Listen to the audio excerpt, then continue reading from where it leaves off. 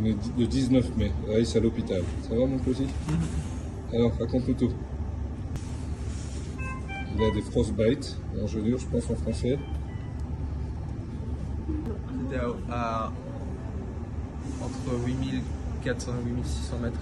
Il restait 1 heure normalement, mais parce qu'il y avait beaucoup de gens, ça nous aurait pris 4 heures, 4 heures et demie. Il vaut mieux ne pas risquer le frostbite.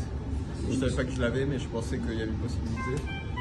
Il y avait Louis qui avait froid aux mains, les Sherpas qui avaient très froid parce qu'on ne bougeait pas du tout.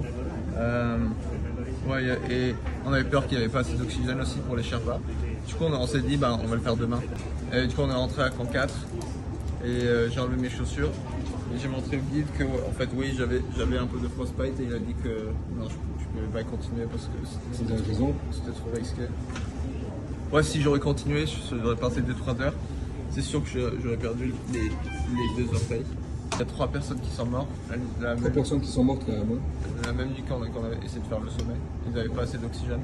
Ça prenait beaucoup trop de temps. Ouais, scary. Je suis fier de toi. On est parti il y a quelques jours. Moi, je me suis arrêté au camp 1. Donc j'ai refait une deuxième fois le combo S-Fall. Mais j'ai traîné un virus ou quelque chose. Donc j'ai arrêté là. Les enfants m'ont donné l'autorisation de partir. Eux, ils ont continué.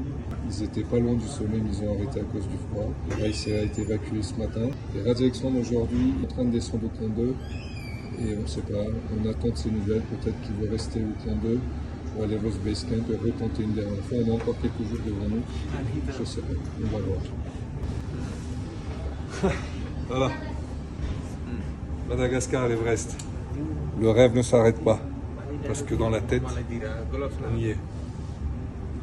Et comme disait Churchill, le succès c'est quoi? C'est d'aller de défaite en défaite avec optimisme.